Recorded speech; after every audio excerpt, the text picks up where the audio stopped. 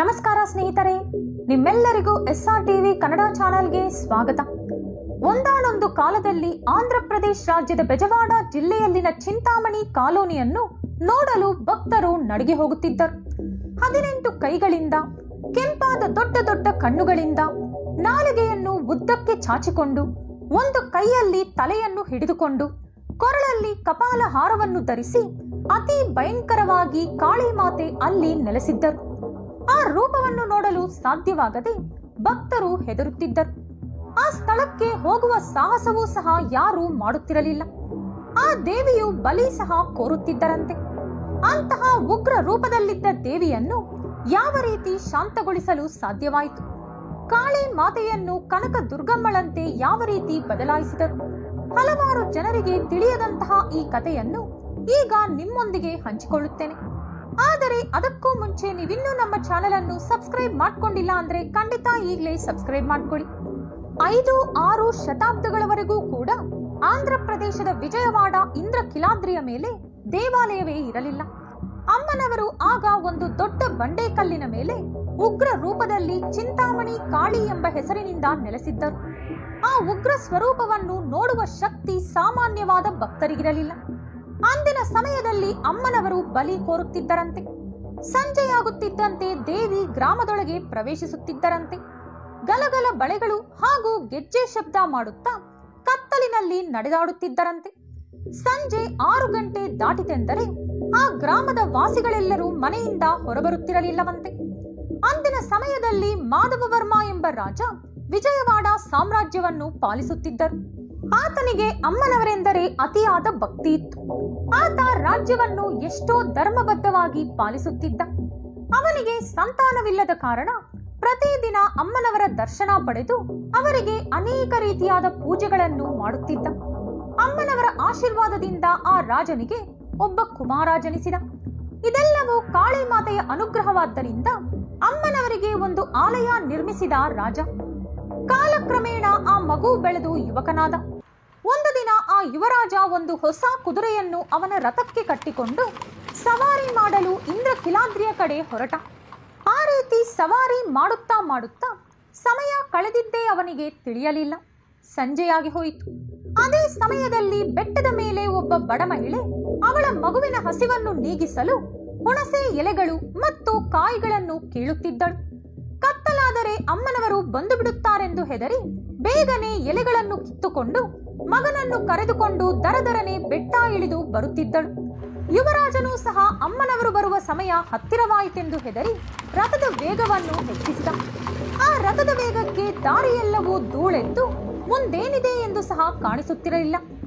ಅದೇ ಸಮಯದಲ್ಲಿ ಆ ಬಡ ಮಹಿಳೆಯ ಮಗನೂ ಸಹ ಆಟವಾಡುತ್ತಾ ರಥದ ಎದುರು ಓಡಿ ಬಂದ. ಅದನ್ನು ಗಮನಿಸದ ಯುವರಾಜ ಆ ಮಗುವಿನ ಮೇಲೆ ರಥವನ್ನು ಹತ್ತಿಸಿಬಿಟ್ಟ. ಅವನೊಂದಿಗೆ ಬರುತ್ತಿದ್ದ ತಾಯಿ ಆ ಮಗುವನ್ನು ಎತ್ತಿಕೊಂಡು ಜೋರಾಗಿ ಅಳಲಾರಂಭಿಸಿದಳು. ತಾಯಿಯ ಕೈಯಲ್ಲೇ ಆ ಮಗು ವಿಲವಿಲನೆ ಒದ್ದಾಡಿ ಪ್ರಾಣ ಬಿಟ್ಟಿತು.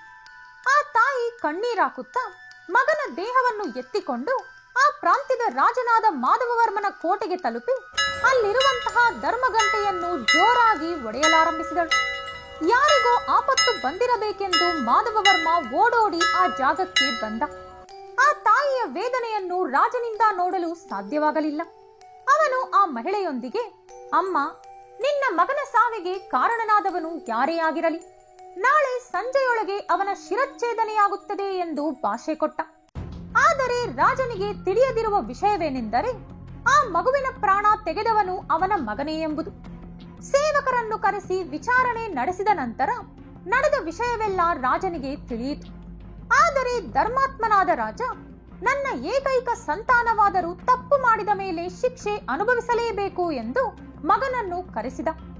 ಅವನು ಸಹ, ತಂದೆ, ನಾನು ತಿಳಿದು ಮಾಡಿದರೂ ತಿಳಿಯದೆ ಮಾಡಿದರೂ ತಪ್ಪು ತಪ್ಪೆ.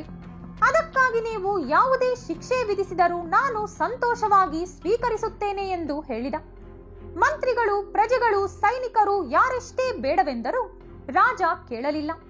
ಹಾಗಾಗಿ ರಾಜನ ಆಜ್ಞಾನುಸಾರವಾಗಿ ಆ ಮಗು ಸತ್ತ ಕಡೆಯೇ ಯುವರಾಜನನ್ನು ಕರೆದು ಹೋದರು. ಆದರೆ ಯುವರಾಜನ ತಲೆ ಕತ್ತರಿಸಲು ಸೈನಿಕರಿಗೆ ಮನಸ್ಸು ಬರಲಿಲ್ಲ. ಹಾಗಾಗಿ ಮಾಧವವರ್ಮನೇ ಸ್ವತಃ ಅವನ ಕೈಯಿಂದಲೇ ಮಗನ ತಲೆಯನ್ನು ಕತ್ತರಿಸಿದ. ಒಂದೇ ಕ್ಷಣದಲ್ಲಿ ವಾತಾವರಣವೆಲ್ಲ ಪ್ರಶಾಂತವಾಗಿ ಬದಲಾಗಿ ಹೋಯಿತು. ಮೃತಪಟ್ಟ ಆ ಬಾಲಕನ ದೇಹದ ಪಕ್ಕದಲ್ಲಿಯೇ ಯುವರಾಜನ ಮೃತದೇಹವೂ ಸಹ ರಕ್ತಸಿಕ್ತವಾಗಿ ಬಿದ್ದಿತು. ಆ ದೃಶ್ಯವನ್ನು ನೋಡಿ ಎಲ್ಲರ ಕಣ್ಣಲ್ಲಿಯೂ ನೀರು ತುಂಬಿಕೊಂಡಿತು. ಆಗಸದಲ್ಲಿ ಮೋಡ ಕಪ್ಪಗೆ ತಿರುಗಿ ಸಿಡಿಲು ಗುಡುಗಿನ ಶಬ್ದ ಎಲ್ಲೆಡೆ ಆವರಿಸಿತು. ಇದೆಲ್ಲವನ್ನು ಗಮನಿಸಿದ ಅಮ್ಮನವರು ಆಗಸದಿಂದ ಮಳೆಯ ಬದಲಾಗಿ ಕನಕ ಅಂದರೆ ಚಿನ್ನದ ಮಳೆಯನ್ನು ಸುರಿಸಿದಳು. ಸುತ್ತಮುತ್ತಲಿನ ಜನರು ಆ ನಾಣ್ಯಗಳನ್ನು ಆಯ್ದುಕೊಳ್ಳಲು ಓಡಿಹೋದರು. ರಾಜ ತನ್ನ ಮಗನನ್ನು ನೆನೆಸಿಕೊಂಡು ಜೋರಾಗಿ ಅಳುತ್ತಾ ಆಗಸದ ಕಡೆ ತಲೆ ಎತ್ತಿ ನೋಡಿದ. ಅವನಿಗೆ ಆಗಸದಲ್ಲಿ ದುರ್ಗಮ್ಮ ಕಾಣಿಸಿದಳು. ರಾಜ ದೇವಿಯೊಂದಿಗೆ, ಅಮ್ಮ, ನಿಮ್ಮ ವರಪ್ರಸಾದದಿಂದ ಜನಿಸಿದ ನನ್ನ ಕುಮಾರನನ್ನು ನೀವೇ ಬಲಿ ಪಡೆದುಕೊಂಡಿರ. ಇಷ್ಟು ಮಾತ್ರಕ್ಕೆ ಅವನನ್ನು ನನಗೆ ಅನುಗ್ರಹಿಸಿದ್ದೇಕೆ ತಾಯಿ ಎಂದು ಗೋಳಾಡಿದ. ದೇವಿ ರಾಜನ ಮಾತಿಗೆ ಸ್ಪಂದಿಸುತ್ತಿದ್ದಂತೆ ಸಿಡಿಲು ಗುಡುಗಿನ ಶಬ್ದ ಇನ್ನೂ ಜಾಸ್ತಿಯಾಯಿತು. ಆ ತಾಯಿಯ ಆಶೀರ್ವಾದದೊಂದಿಗೆ ಆಶ್ಚರ್ಯಕರವಾಗಿ ಯುವರಾಜ ಹಾಗೂ ಆ ಮಗು ಇಬ್ಬರು ಮತ್ತೆ ಬದುಕಿ ಬಂದರು. ಆ ದೃಶ್ಯವನ್ನು ಕಂಡ ಜನರು ಆಶ್ಚರ್ಯಚಕಿತರಾದರು. ಆ ಮಗು ತಾಯಿಯ ಬಳಿ ಓಡಿ ಹೋಗಿ ಅಪ್ಪಿಕೊಂಡ. ಆ ತಾಯಿಯ ಆನಂದಕ್ಕೆ ಪಾರವೇ ಇಲ್ಲ. ಇನ್ನು ಯುವರಾಜನನ್ನು ಅಪ್ಪಿಕೊಂಡು ರಾಜ ಜೋರಾಗಿ ಅತ್ತುಬಿಟ್ಟ. ಆ ದಿನ ಅಮ್ಮನವರು ಕನಕ ವರ್ಷವನ್ನು ಸುರಿಸಿದ ಕಾರಣ ಅಂದಿನಿಂದ ಪ್ರಜೆಗಳು ಆಕೆಯನ್ನು ಕನಕ ದುರ್ಗಮ್ಮ ಎಂದು ಕರೆಯಲಾರಂಭಿಸಿದರು. ಆದರೂ ಕೂಡ ತಾಯಿಯ ಉಗ್ರರೂಪ ಮಾತ್ರ ಹಾಗೆಯೇ ಇತ್ತು. ಆ ರೀತಿ ಕೆಲ ವರ್ಷಗಳು ಕಳೆದ ನಂತರ ಅಮ್ಮನವರನ್ನು ಶಾಂತಪಡಿಸಲು ಸಿದ್ಧ ಪುರುಷರೊಬ್ಬರು ಅಲ್ಲಿಗೆ ಬಂದರು. ಅವರೇ ಶ್ರೀ ಆದಿಶಂಕರಾಚಾರ್ಯ. ಅವರು ಇಂದ್ರ ಕಿಲಾದ್ರಿಯ ಮೇಲೆ ಎಷ್ಟೋ ಪೂಜೆಗಳನ್ನು ಮಾಡಿ ಶ್ರೀಚಕ್ರವನ್ನು ಪ್ರತಿಷ್ಠಾಪಿಸಿ ಉಗ್ರ ರೂಪದಲ್ಲಿದ್ದ ತಾಯಿಯ ವಿಗ್ರಹವನ್ನು ಯಾರಿಗೂ ತಿಳಿಯದ ಜಾಗದಲ್ಲಿ ಬಚ್ಚಿಟ್ಟು 4 ಅಡಿಯಲ್ಲಿನ ದೇವಿಯ ಹೊಸ ವಿಗ್ರಹವನ್ನು ಅಲ್ಲಿ ಪ್ರತಿಷ್ಠಾಪಿಸಿದರು. ಈಗಲೂ ಆ ಆಲಯದಲ್ಲಿ ಅದೇ ವಿಗ್ರಹ ಹಾಗೂ ಅದೇ ಶ್ರೀಚಕ್ರವನ್ನು ಪೂಜಿಸುತ್ತಾರೆ. ಈಗಲೂ ಸಹ ಕೆಲ ಪ್ರತ್ಯೇಕ ದಿನಗಳಲ್ಲಿ ದೇವಿ ಸಂಜೆ ವಿಹಾರಕ್ಕೆ ಬರುತ್ತಾರೆಂದು ಅಲ್ಲಿನವರು ಹೇಳುತ್ತಾರೆ. ಹಾಗೆಯೇ ಕಾಳಿ ಮಾತೆಯ ಉಗ್ರ ರೂಪದ ಶಿಲೆ ಇನ್ನೂ ಅಲ್ಲೇ ಒಂದು ಗುಹೆಯೊಳಗಿದೆ ಎಂದು ಅರ್ಚಕರು ವರ್ಷಕ್ಕೆ 1 ಅಥವಾ 2 ಬಾರಿ ಅಲ್ಲಿಗೆ ಹೋಗಿ ದೇವಿಗೆ ಪ್ರತ್ಯೇಕವಾದ ಪೂಜೆಗಳನ್ನು ಮಾಡುತ್ತಾರೆಂದು ಭಕ್ತರು ಹೇಳುತ್ತಾರೆ. ಆದರೆ ಸಾಮಾನ್ಯವಾದ ಭಕ್ತರಿಗೆ ಅಲ್ಲಿ ಪ್ರವೇಶವಿಲ್ಲವಂತೆ.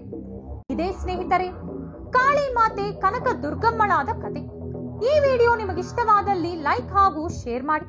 ಇಂತಹ ಹೆಚ್ಚಿನ ಪೌರಾಣಿಕ ವಿಡಿಯೋಗಳಿಗಾಗಿ ತಪ್ಪದೇ ನಮ್ಮ ಚಾನೆಲ್ ಅನ್ನು ಸಬ್ಸ್ಕ್ರೈಬ್ ಮಾಡಿಕೊಳ್ಳಿ. ಮತ್ತೊಂದು ಕುತೂಹಲಕಾರಿ ವಿಡಿಯೋದೊಂದಿಗೆ ಪುನಃ ಭೇಟಿಯಾಗೋಣ. ಧನ್ಯವಾದಗಳು.